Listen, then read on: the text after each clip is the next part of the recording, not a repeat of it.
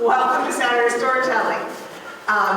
We have quite a few folks on Zoom this morning, so I just want to remind them that it's helpful to keep yourself muted and your video off during the presentation to preserve everybody's bandwidth. If you have questions for our speaker today, please type them in the chat box on Zoom. Galen is going to be monitoring the chat for questions and any technical difficulties you might have. I want to say a quick thank you to everyone who makes these programs possible.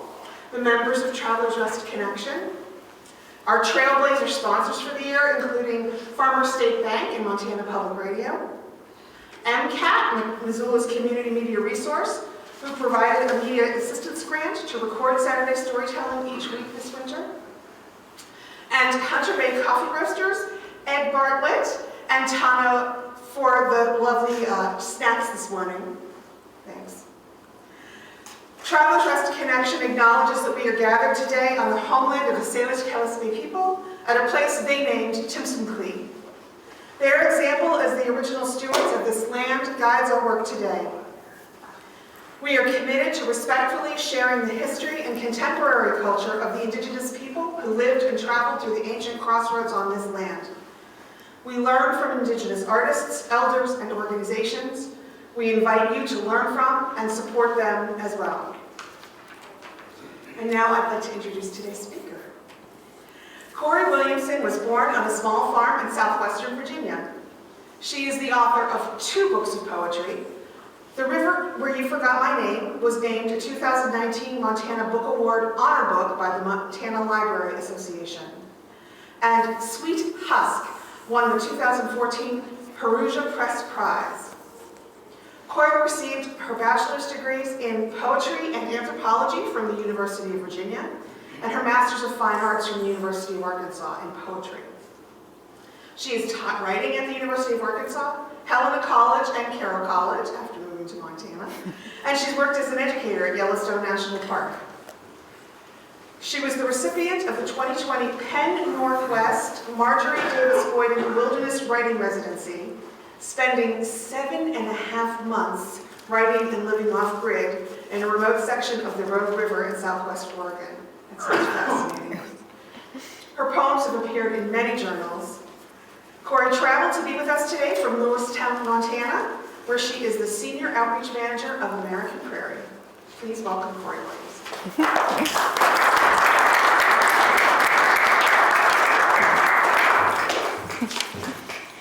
Thank you so much, Molly, and thanks everybody for being here today. How's my volume? Okay, good in the back, great. Yeah, I'm really happy to be here. I'm happy to get to be in this part of the state and to participate in the Saturday storytelling and the tradition that you all have built here at Travelers Rest State Park. I'm going to share a little bit of background about me, about the book that I'm going to read poems from, and why these poems kind of belong here and are part of this conversation and part of the Lewis and Clark story. As Molly mentioned, I'm originally from Virginia. I've been in Montana for about a decade, but I'm a Virginia girl originally. And I grew up in the southwestern part of the state in the foothills of the Appalachian Mountains. And that country is very, very steeped in the lore and the pride of the Lewis and Clark story. So both William Clark and Meriwether Lewis were born in Virginia.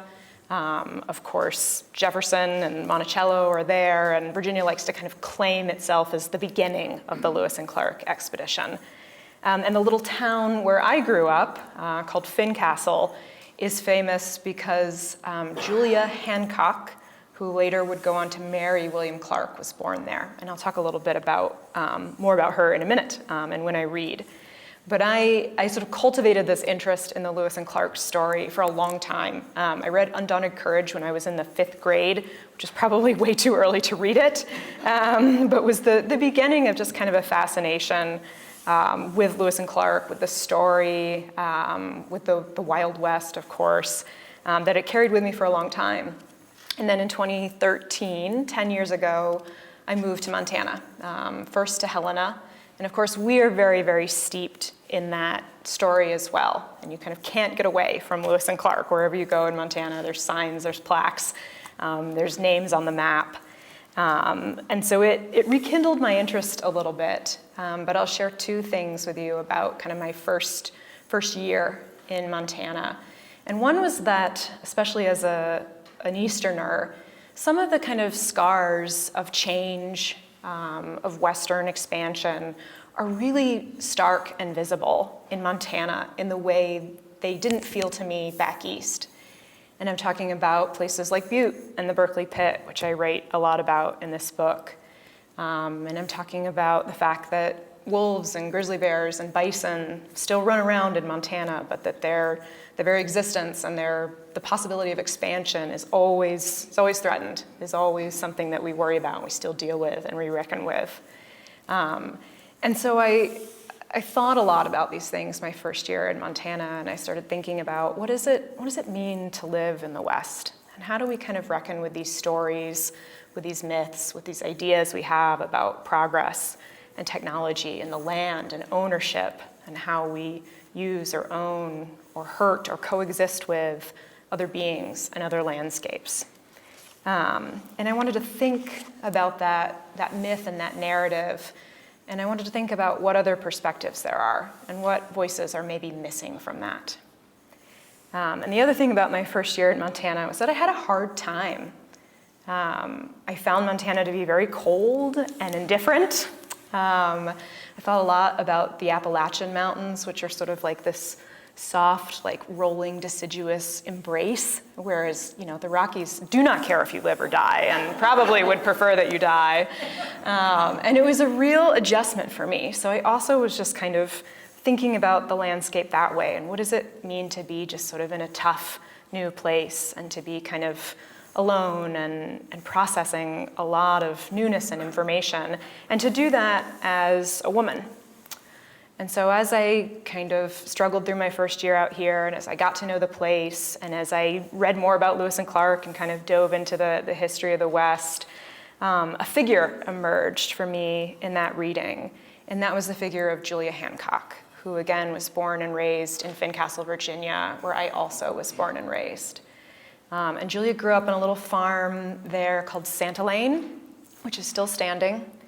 And when she was 13 years old, she met William Clark when he was coming through the region.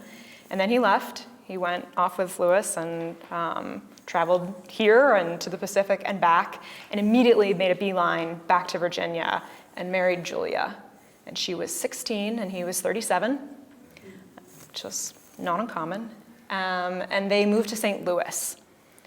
And at the time, St. Louis was sort of the edge of you could call it the frontier, right? The edge of the land that European American settlers had built on, had settled, had claimed.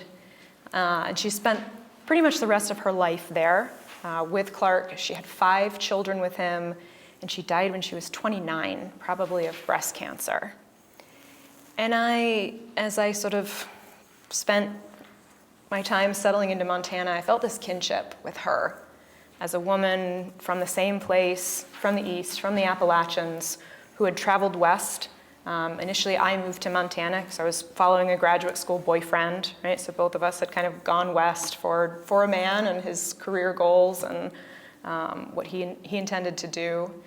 And so Julia became this kind of lens that I could think about that history through. She became a partner for me in trying to imagine sort of other perspectives and other voices at the margins of the Lewis and Clark story, and also just kind of this general myth of the West and progress, and just kind of thinking about those things and chipping away at those things a little bit.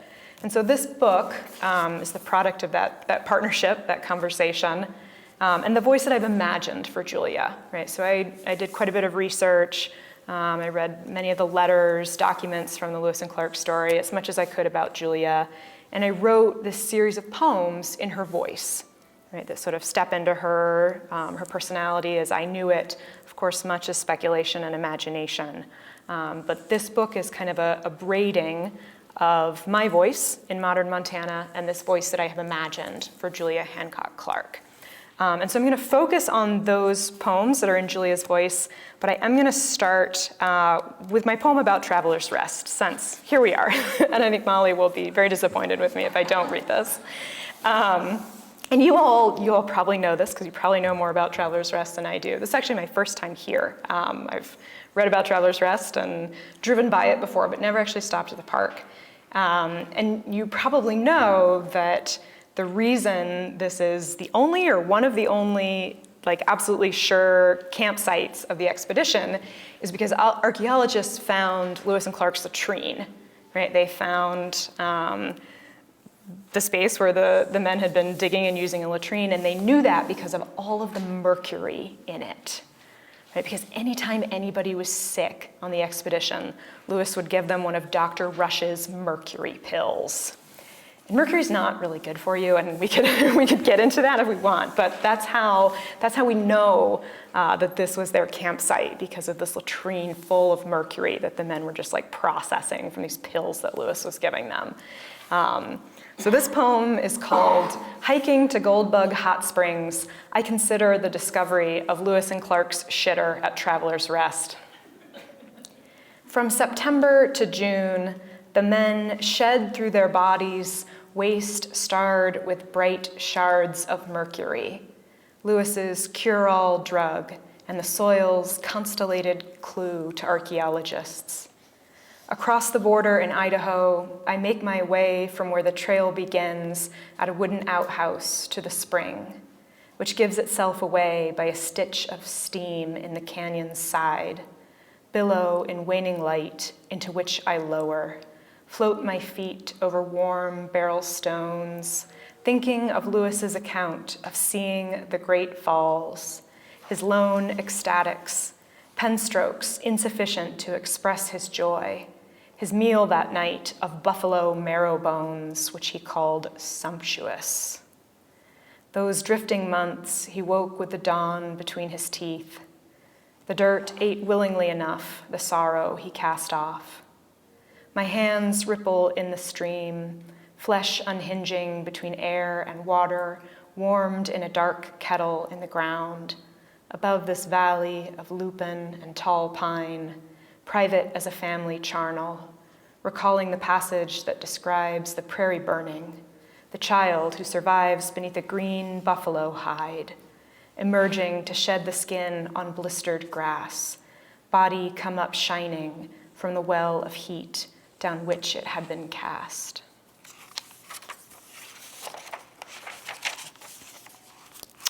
So now I'm going to really focus on those Julia poems, so the poems that are in the voice of Julia Hancock. And they begin before she even meets Clark. And I'm going to introduce this poem with a story, since we're here on Saturday Storytelling Morning. And this book is really obsessed with time, right? In the way that we sort of move through it, and it moves through us, and it changes all things, and it makes possible things that seemed impossible or unimaginable. And the book begins with an epigraph from Borges, which is, "Time is a river that sweeps me along, but I am the river. It is a tiger that mangles me, but I am the tiger. It is a fire that consumes me, but I am the fire." And so when I was imagining Julia kind of living in, early 19th century Virginia and what her life would have been like, I wanted to think about just her day-to-day, just sort of what it would be like for Julia to wake up in the morning and go outside and walk around in the Appalachian forests on a Sunday morning. And some of you may know this story. I find that not as many people in Montana do, but in the East, we had for millennia the American chestnut, which is a tree that is now functionally extinct, but in the 17th, 18th, 19th centuries, as settlement began on the eastern seaboard, the American chestnut was estimated to be 1 in every 4 hardwood trees. And people used to say that a squirrel could travel from Maine to Georgia on the branches of a chestnut tree and never touch the ground.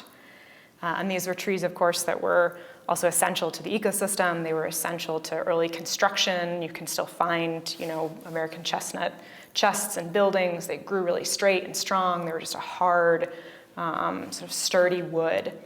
And in the early 1900s, we began importing ornamental chestnuts from Asia. And they brought with them a fungal blight that infected the American chestnut and essentially in a few decades absolutely wiped it out. So there's some really interesting efforts underway now to genetically engineer chestnuts, to sort of crossbreed them, but basically the American chestnut is gone.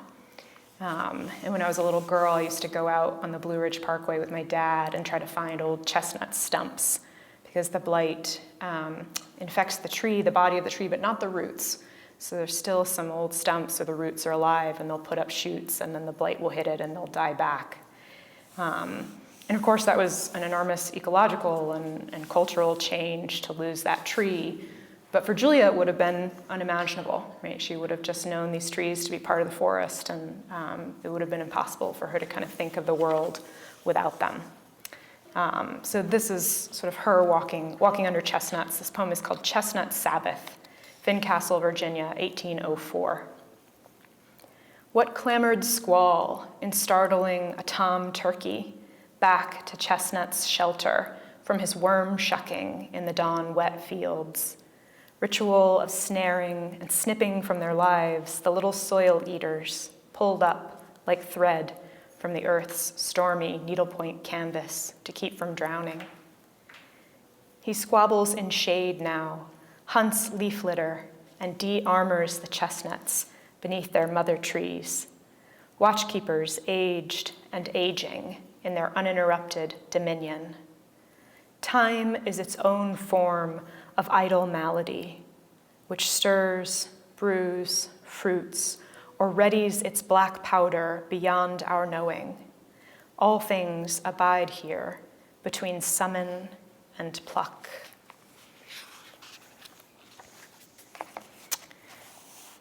Julia grew up in a wealthy, educated family, and so she would have had tutors. She would have learned a little bit about natural history and science. And I think a lot about her as a young woman and what kind of agency she had over her life. That she probably didn't have much of a choice in whether she married Clark. She probably didn't have much of a choice in moving to St. Louis. And so I think about her just sort of learning some of these things about how the world worked then, both on the level of physics and on the level of society. And so this poem is about science lesson, and it's about her learning about the moon and the moon's relationship to the earth. And of course, in poetry and much of literature, the moon is very symbolic of women. This is called Science Lesson, Fincastle, Virginia, 1805. What a little fool to think the moon free and unhealed, to assume she visits of her own volition, dons her black tunic and turns her back upon her particular mood. Of course, a larger force compels her. Silly, silly to think she would blithely beam on the markets of men, were she unbound as she seems, even now, through the barred panes, violet as a turnip in a tin bucket, but caught there, snared in her cistern of blue moss and mirrored fire.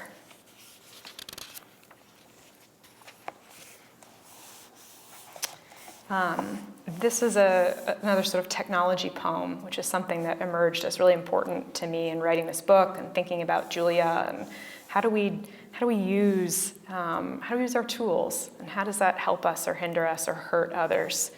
And in the East Coast, an old way of crafting ammunition, of making bullets, was through the use of shot towers. And shot towers were just these like really tall, skinny, they sort of looked like lighthouses. And you would actually have molten lead at the top, and you would tip it and drop it through a sieve, and as it fell, it would use the length and the momentum of the tower to actually shape into a bullet, and then it would fall into like a kettle of water below. And so I visited this shot tower in Virginia, and I don't know if Julia ever visited it, but it wasn't far, and I'd like to think of her sort of considering that and considering how it would work to make bullets. So this is called Completion of the Jackson Ferry Shot Tower, Wythe County, Virginia, 1807. Free fall perfects the form. A fire roars at the tower's height, turns lead molten, moon-faced. It slips through copper sieve, each drop pulled into sphere by descent through a limestone column, walls thicker than a woman's arm is long. It drops through shadow above the riverside, bank and cliff extending the dive, through the hill and red dirt tunnel below, to land steaming in the buried kettle. Admire it now, the polished shine, for it must journey down again, plummeting through the breath and blood, navigate the flesh to seek the skull's brittle casket, end the fragile hour, and drag back to earth its native ore. So I'm going to move now into poems that are in Julia's voice after she would have met Clark and moved with him to St. Louis. And I'll read you a little epigraph that's in the book that Clark wrote to Lewis about Julia. He said, "I have discovered a most lovely girl, beautiful, rich, possessing those accomplishments which is calculated to make a man happy, inferior to you, but to few others."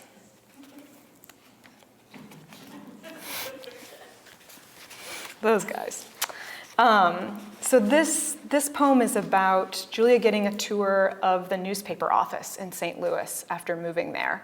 And it was a big deal to get this press in St. Louis. This was the Missouri Gazette, was the first paper published west of the Mississippi. And it took a lot of effort to get this set up. And the first post writer, who was meant to bring funds and money from back east to get this set up, drowned in the river. So this is Julia getting a tour and kind of thinking about the meaning of the press and what the press's function is in her community. It's called A Tour of the Elm Street Office of the Missouri Gazette, the first paper published west of the Mississippi, St. Louis, 1808. And it begins with the prospectus from the Missouri Gazette, which says, "It is self-evident that in every country where the rays of the press is not clouded by despotic power, there science holds her head erect, and bids her sons to call into action those talents which lie in a good soil, inviting cultivation. The inviolation of the press is coexistent with the liberties of the people. They live or die together. It is the vestal fire upon the preservation of which the fate of the nation depends." Missouri Gazette Prospectus. "Our arrival precedes the news by just a month. Come July, the press's ink runs wet and laps the thick fool's cap, curling to meet it in the humid air, the pretty ramage press rigged a little like a guillotine, but padding with praise of her own prospectus. It's well enough, given the weeks of wait for papers with word of the East, given the drowning of the post-writer carrying money to convince the publisher to come to us and print our laws. Else how could we abide them? Our doings and our dyings, our disdain for one another squeeze into a pair of columns, our small justices, our poems and parties lined up letter by letter, neat as clay, cut into bricks and stacked to dry, or the tombs in the charnel with their winged death's heads and cherubs, their willows drooping like perfect letterpressed W's and M's, any of which might cry, welcome, comfort, warmth, or may yet spell welter, malady, war. I wanted to write a poem thinking about how Julia would have responded to the death of Meriwether Lewis, who of course was, the partner of her husband and a big part of his life and his story. And what would she have thought about? What would have come to her mind? And of course, they had named their first child Meriwether after Lewis. And this also begins with a quote, and some of you may be familiar with this one because it's fairly famous. But when Clark heard of Lewis's death, when it was still kind of rumor, and there was no Twitter then, so he had to do a little research. He wrote a letter to his brother about Lewis's passing, and he said, I fear the weight of his mind has overcome him. What will be the consequence? What will become of..." And then in the letter he wrote, "my papers," and he crossed it out, and then he wrote his because Lewis was traveling with all the letters and the maps and the journals from the expedition when he died. On the death of Meriwether Lewis, St. Louis, 1809, the newspaper roared he'd slit his throat. You believed at first, though it was a horse's pistols, 3 bullets flaring like a tuning fiddle squall. You mourn him more than most, but my mind returns daily to the dog. The steadying breath of him, his weight like fast water against the legs. Cold master, to leave the one who followed him farther than the mind can muster, muzzling out stillness and the brickish smell of blood, shipwrecked by fidelity. What comes in the wake of our firstborn, carrying the dead one's name like a wet burlap sack? Name I have written over and over into a fineness of ink that feels it must go on without cease. What beyond the striking through of the body becomes of a bond?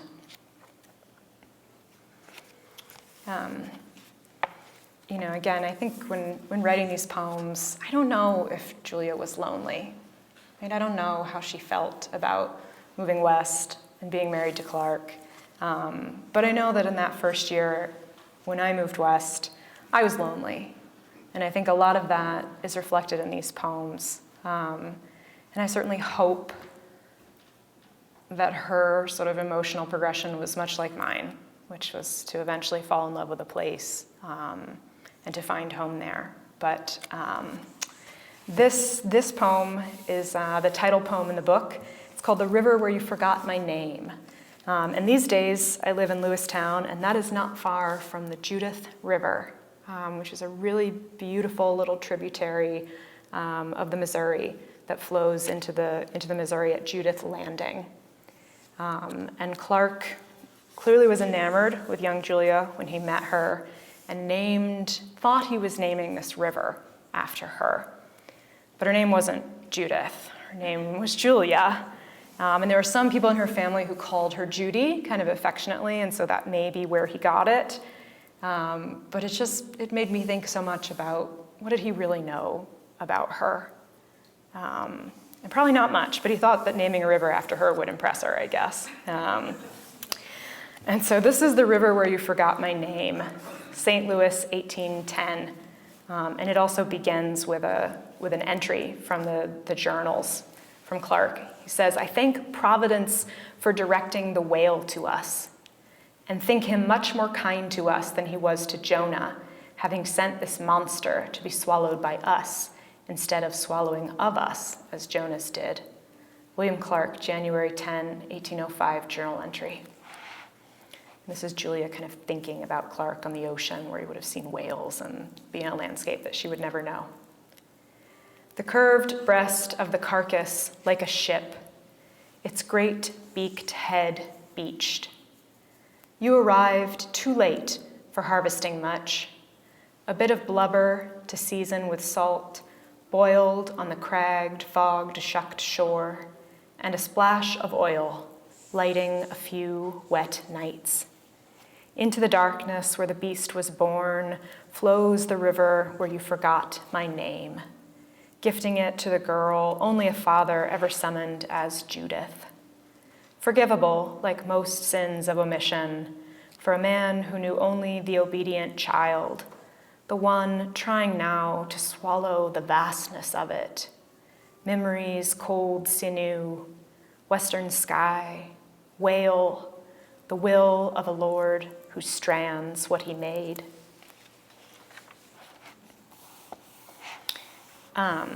While Julia was living in St. Louis between 1811 and 1812, there were a series of earthquakes that are known as the New Madrid earthquakes that sort of hit once, and then there was a series of aftershocks, and then there were several more in the next year. And they were between 7.5 and 8.5 magnitude earthquakes. So the largest earthquakes that have ever been recorded in the US west or east of the Rockies.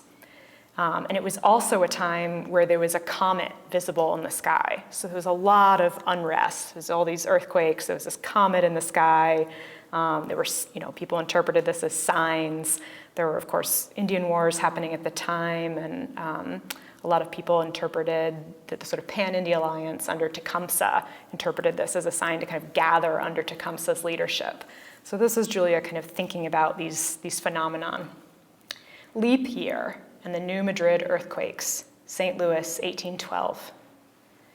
In town, chimneys fall like wasps' nests, broomed from eaves. The bricked streets chasm into maws. Bells rang as far away as Boston, the papers claim. Whole forests dragged into fissures. The big muddy calved and stalling around newborn islands. Riverboats adrift like hickory leaves on the backwards current. Some say Tecumseh has put his foot down, and who could blame him? But I ask if it may be only the earth straining to snare her tail, that promised unending orb she must keep, wobbling as she goes, covetous yet of the light's sure leap.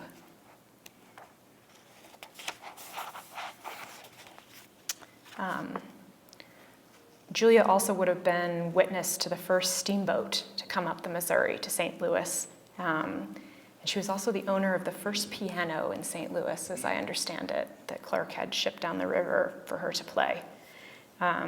So this is the coming of the Zebulon M. Pike, first steamboat to ascend the Missouri to St. Louis, 1817. A black snake, big around as a man's wrist, once ate 3 of Papa's pullets. I watched it disgorge, slicked with the phlegm of the snake's belly and smooth as the eggs it was meant to give us. The other 2 nestled there in the racer's bulged coil.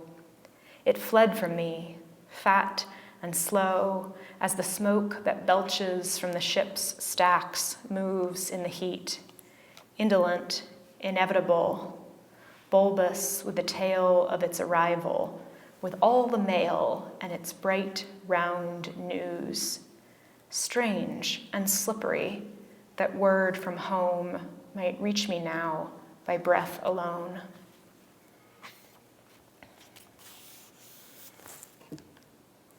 I'll read the piano poem. So Julia was known for this piano, and she taught her children.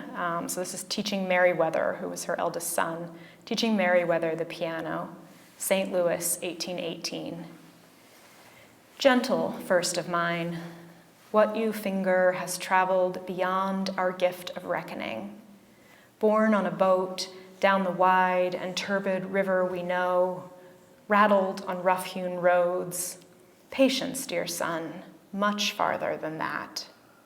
To the home of a beast we cannot even capture with our minds, which felt its flesh rend and fail, and surely cried out, as you have done, as I do, hush now in the body's despair. Attend as you draw with your willow small hands such stately music from its brittle teeth. As I mentioned at the start, Julia died when she was 29, and I think historians think that she had cancer. It was never, confirmed medically, but she would have had a 2-year-old child at the time, so she would very likely still have been nursing while suffering from breast cancer. And I wanted to kind of think from her mind, what would that have been like, and what kind of limited things did we know about cancer in 1819, given how little we know about cancer now. So this is on the cancer, St. Louis, 1819. I wonder what from the world outside the body it resembles. Egg yolk, rusted spool, sycamore's twisted fingers tucked in on its own dry fist. Could its sickness travel through my child's mouth, that dense estuary of pain, current in my milk, its ache suckled from my breast and swelling in the bones of my babes. I wonder if it rests or moves in the night, trailing its nickeled thread of slime through me, quick, slick chisel unchinking the body's cornerstones. Julia traveled home to Virginia at the very end of her life to try to recuperate and rest. But she died there, and she died while Clark was en route to see her. So she went ahead to be home, to be with her family, and he did not reach her in time. And she was buried there. She's buried in Virginia. So this is the last poem in her voice. And I think it's the last I'll read, and then we can talk and chat, and maybe Molly has some requests. So this is, "Blessed are those who dwell in your house." To William Clark on her deathbed, fathering gay Virginia, 1820. Even the sparrow finds a home, the Lord says, and the swallow a nest for herself, where she may lay her young. The fireflies turn up their lamps, and evening spreads her blue palms over the valley's sturdy breasts where no sickness grows. I know you ride hard, but take your rest. Smooth your mount's sweat-slicked coat. Your house is all the world, the endless map of your mind, and my outline as low as prairie beneath the quilt. Only promise you'll keep my bones in this place, which always was what I called mine. How far can such a missive travel in a single dusk? Does it find you awake in the night, the russet candle of your hair grown silver over this slow ending? The light shines in the darkness, oh, my reckless one, my long knife, my river giver, and the darkness comprehends it at last. Thank you.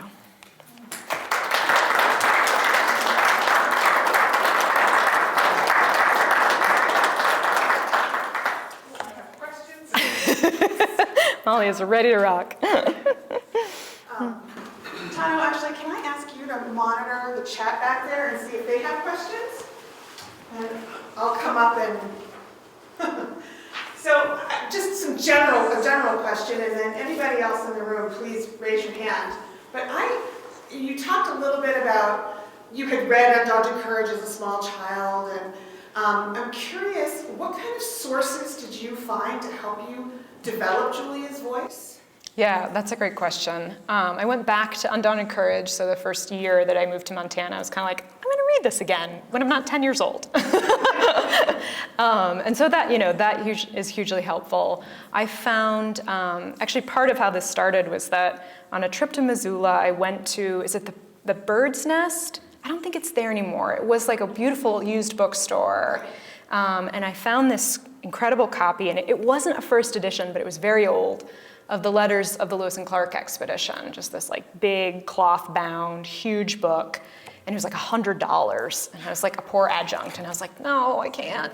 And then I came back maybe a year later, and I bought it anyway. And I use that a lot, and I look through it a lot, and one of the things that struck me about that is that, in this book that is truly this thick and this big, and the font is like extremely tiny, there's not a single letter by a woman. I think there's a couple letters that Lewis wrote to Lucy, his mother, but there are none. And this was sort of part of the prompting and the spark of this book is how do I kind of tell this story from a voice at the margins that's not too far from me, right? Like I wasn't going to step into Sacagawea's voice. I didn't think that was appropriate for me, or to step into York's voice. Actually, there's a poet who has done that, who has written a really beautiful book of poetry from York's persona. But Julia felt close enough. And so then I found a copy of Clark's letters. There's a book called Dear Brother. Maybe you guys even have it here. But there's a lot in that where Clark is at least writing about Julia. I actually did not find any preserved letters of hers. And I looked, and so maybe that's with a family somewhere, but in online archives or published books, I couldn't actually find anything that she had written.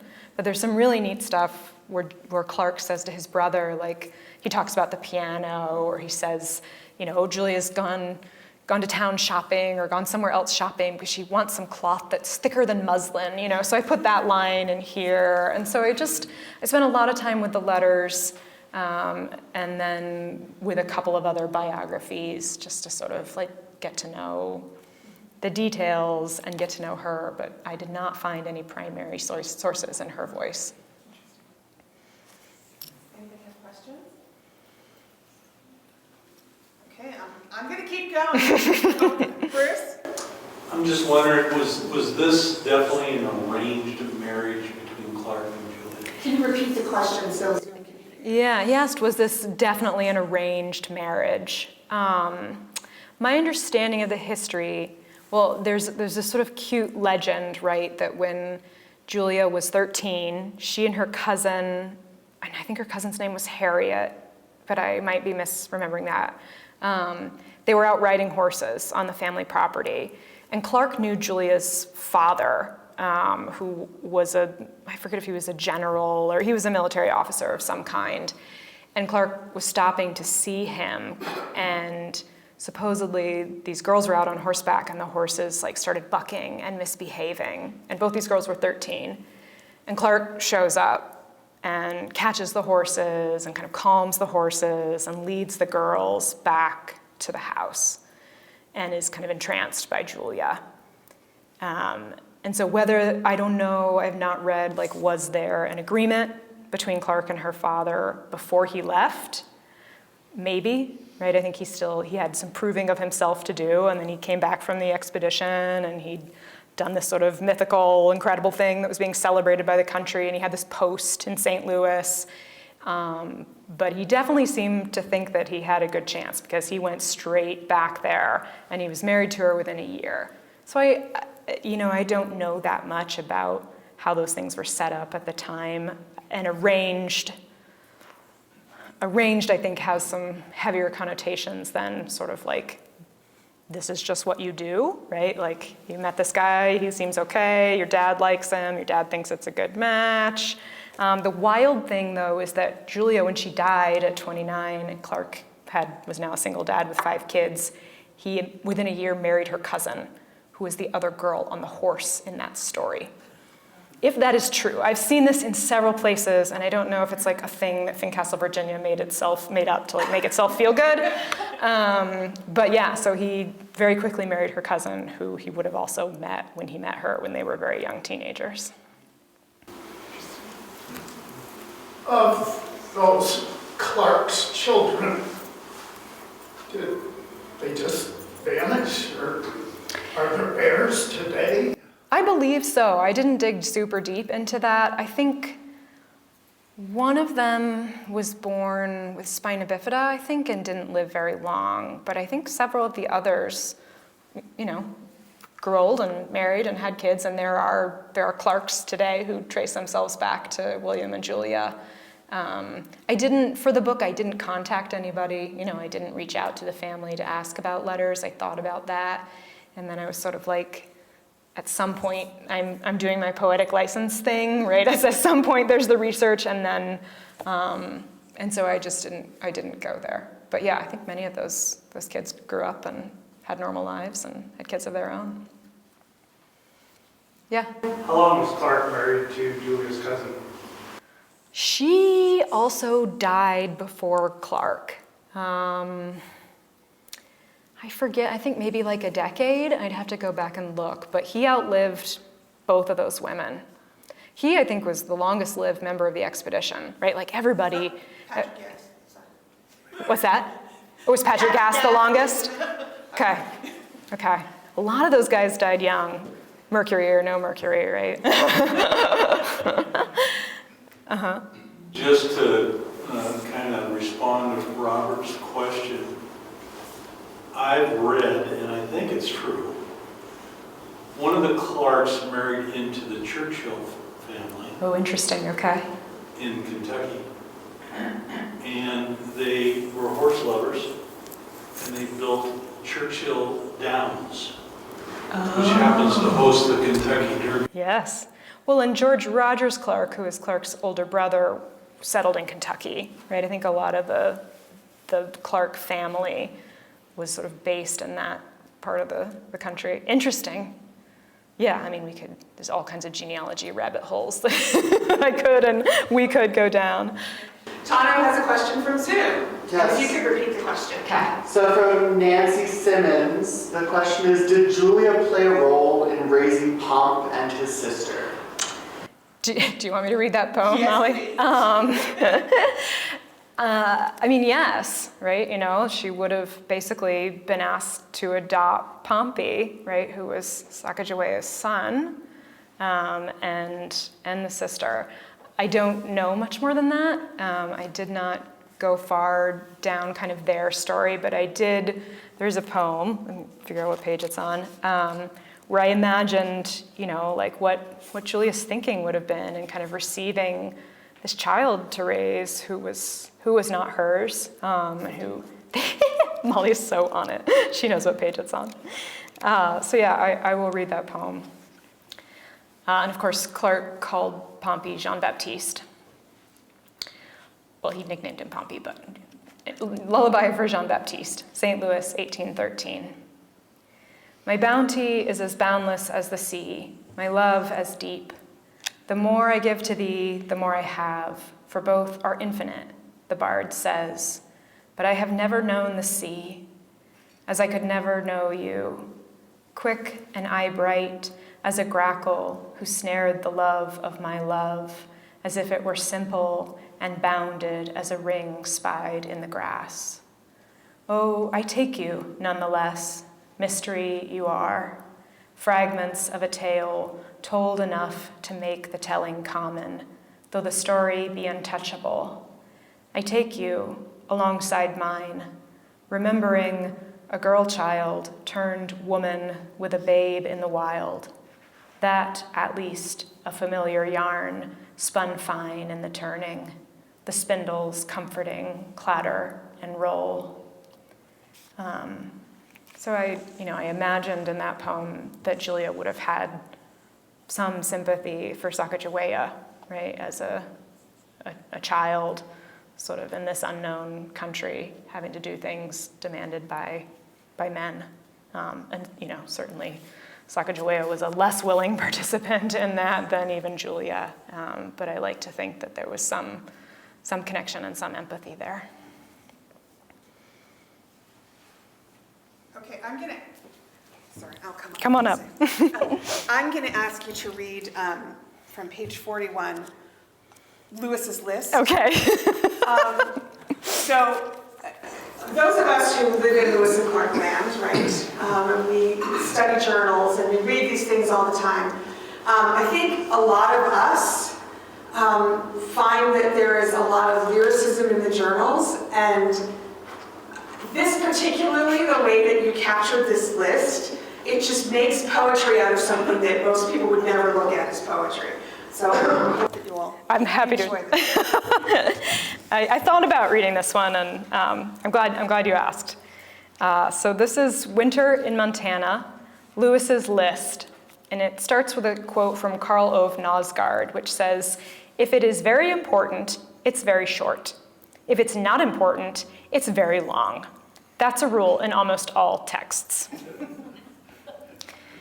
Lewis's list of expedition supplies goes on for pages that begin with 2 Hadley's quadrants for finding the height of sun or star above horizon, and end with 8 nests of camp kettles. Brass is much preferred to iron. I like to think of him like this: his desk in the swamp of DC, Capitol roof half constructed, horseflies clobbering the rafters, while he sought to imagine a western winter and all the tools and trinkets that would get him through it, though he could not, of course, get his brain around such a thing while hunkered in the rolling bowl of the Appalachians, bellied soft and low by the centuries. In his company came the first fiddle to sing in the Rockies. Wood shrunk tight as a fish scale coat, spurring dancing while the temperature lurked at 40 below. A cheap portable microscope, he listed, as if Secretary Dearborn might pick one up on his next trip to the district Walmart. Crayons, 50 best flints, 15 woolen overalls, 30 shirts of strong linen. The lakes are freezing, trees spearing the snow with their shadows, and lurking in my brain is that lurch across the continent. First wave of death for those who needed no sextant or chronometer. 2 vials of phosphorus, 24 iron spoons, 1 sea grass hammock, 6 kegs of 5 gallons each for making 30 gallons of rectified spirits, such as is used for the Indian trade. Yet he loved those days beyond adventure, beyond compass needle and parallax, never knowing himself better than when he took a blade to a frostbitten toe by starlight. 1 iron frame canoe, 40 feet long. That sucker sank. 12 ounces opium. And the absurd instrument for measuring made of tape with feet and inches marked on it, confined within a circular leathern box of sufficient thickness to admit the width of the tape, which has one of its ends confined to an axis of metal, passing through the center of the box, around which and within the box it is readily wound by means of a small crank on the outer side of the box, which forms a part of the axis. The tape, when necessary, is drawn out with the same facility and ease with which it is wound up. Which is quite a way to say, don't forget the measuring tape, because I guess no one had bothered to name the fucking thing yet, but he was sure of its necessity. The mandate seemed so simple after all. The goal direct. Pass into wildness. Measure and make a count. Thank you. I know, my partner and I were talking about this poem this morning, and I was like, I don't know if I can drop the F-bomb there. Does anybody have any other questions? All right, I'm going to ask one more. Okay. One more question. And this is, so guys, this is like the nexus of things that I love, poetry and Lewis and Clark, so forgive me for some really particular questions. But I wanted to go back to the first poem that you read about Traveler's Rest a little bit. There is something so lyrically beautiful about your experience in the hot springs, and it's in such stark contrast to the title of that poem, which I will remind you includes the words, "The shitter of Traveler's Rest," my favorite ever. So I just kind of wanted you to talk a little bit about that contrast of that title and the beauty of your experience in the hot springs, and really, I feel after reading all of these, a contrast that you felt when moving to Montana. Yeah. No, that's such a nice question. Thank you, Molly, and thank you for loving poetry. Yeah, I mean, I think this, in some sense, it comes back to like, what does time turn things into, right? And like, I'm sure when they were camped here and they were cold and they were like, shitting in a hole that they dug. Like, that is not romantic, like that is not sort of mysterious and mythical. And now it is, right? And now to think that we could know more about them, we could know exactly where they were because of something kind of gross. And then of course, the whole bit with the mercury and, seems like there's still all kinds of feelings about what happened to Lewis, but I've certainly read that potentially mercury poisoning and his own kind of mental health challenges were a big part of what happened. And so just sort of thinking about, those pills probably didn't do those guys very many favors, but they helped us know where they were and sort of tap into, this is the place. And so a lot of poetry for me is about kind of processing a place, processing a moment, being in that space, and then trying to pin as much of it down on the page as you can to bring it to life. And it is both sort of lyrical and precious and beautiful, and also, nasty and gross and strange, but we have to take it all together. And so I think that's kind of what the poem is reckoning with a little bit. And of course, it's a poem about, kind of about rising up from something dark or something terrible and kind of coming out of the hot springs or coming out from, under this green buffalo hide that saved a Native American child on the prairie, right? So this is from a journal entry where the prairie was burning and this little boy threw a hide over him and the prairie burned on top of him and he survived. So what can we kind of come out of darkness with? Yeah, thanks. Question was prompted by going back to that poem. Now that you've been here, would you have written it differently, or would you write something different now? That's a really interesting question. Can you repeat the question? Yeah, I was asked if this poem would be different now, or if I would write the poem differently now, having actually been to Traveler's Rest. And I don't know, because I need to process it a little more, I think. But I also think so much of this book, and so much of we know about all of this, is just kind of coming to us through what little remains, right? What we're kind of lucky enough to have. And that's documents, that's artifacts. But then, of course, they tend to be specific documents and specific voices and particular items from particular people. And so I don't know. I might take a rain check on that one and get back to you. That's fair. It's a nice question, though. Thank you. Tano, anything else on Zoom? No. Okay. All right, well, I think we'll give her a break for a minute. We do have copies of the book for sale, and will you sign some? Of course, okay. yes. So if you would like one, you can come up and grab one. I highly recommend it. To be fair, I asked Corrie to come and do this. She was originally contacted to come and speak at the annual meeting of the Lewis and Clark Trail Heritage Foundation that we are hosting in June. There's flyers on your chairs, there's information on the website, because of her work with the American Prairie.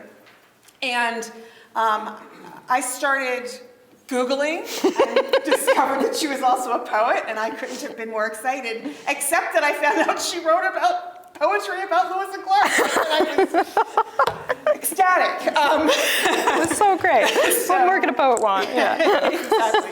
So I'm just super grateful to have learned about this poetry, to have enjoyed it personally by reading this book, and now to have heard it in your own voice was really a treat for me. Thank you. So thank you again very much, Corrie.